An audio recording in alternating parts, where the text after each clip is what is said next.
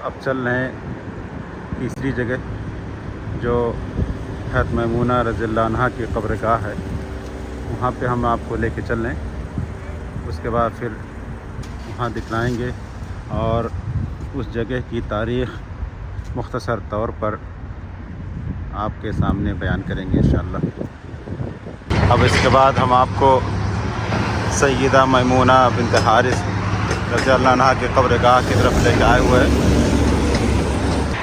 حضرت میمونہ رضی اللہ عنہا کی تاریخ کے متعلق میں نے ایک ویڈیو بنایا، اور ایسے ہی استاد محترم فضیلت الشیخ عبدالوہاب حجازی حفظہ اللہ نے بھی اس کے بارے میں بتلایا ہے، وہ میں آپ کو ڈسکرپشن میں دے رہا ہوں۔ لیکن مختصر طور پر آپ یہ جان لیں کہ اللہ کے رسول صلی اللہ علیہ وسلم کی آخری بیوی حضرت میمونہ رضی اللہ عنہا تھیں، اور اللہ کے رسول صلی اللہ علیہ وسلم نے اسی جگہ پہ ان سے شادی کی، اور اتفاق دیکھیے کہ ان کا انتقال بھی اسی جگہ پہ ہوا اور اسی جگہ پر ان کو دفن کر دیا گیا۔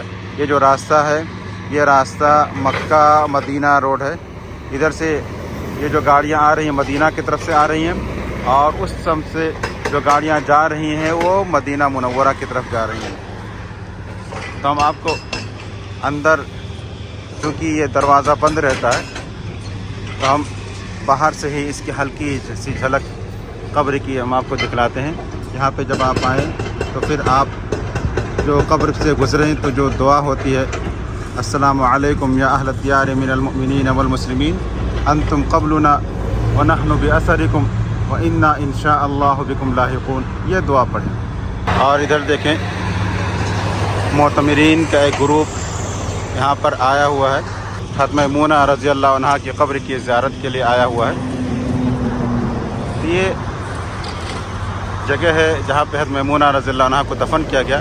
آپ اندازہ لگائیں کہ اگر یہ جگہ ہمارے یہاں ہوتی تو کتنا بڑا مزار بنتا، ہم اور آپ بہتر جانتے ہیں کہ ہمارے یہاں کے لوگ عقیدت و محبت میں یہاں پر کتنا بڑا مزار بناتے، اور مزار بنا کر کے کیا کیا خرافات وہاں پہ ہوتے، اس کا ہم اندازہ نہیں لگا سکتے۔ اللہ رب العزت کا فضل و احسان ہے کہ یہ ایسی جگہ پہ ہے، توحید والی جگہ پہ ہے، جہاں پہ کسی بھی طرح کا کوئی مزار آپ کو دیکھنے میں نہیں ملے گا۔ یہ اللہ رب العزت کا فضل و احسان ہے اس ملک پر۔ یہاں کے لوگوں کو اللہ رب العزت نے موحد بنایا، شرک و بدعات سے دور رکھا۔ جب شرک و بدعات یہاں پہ دھیرے دھیرے پھیلنے لگا تھا، تو نجد و حجاز کے مجدد محمد بن عبد الوہاب رحمہ اللہ کو اللہ رب العزت نے اس جزیرے میں پیدا کیا، اور انہوں نے شرک و بدعات کا خاتمہ کیا۔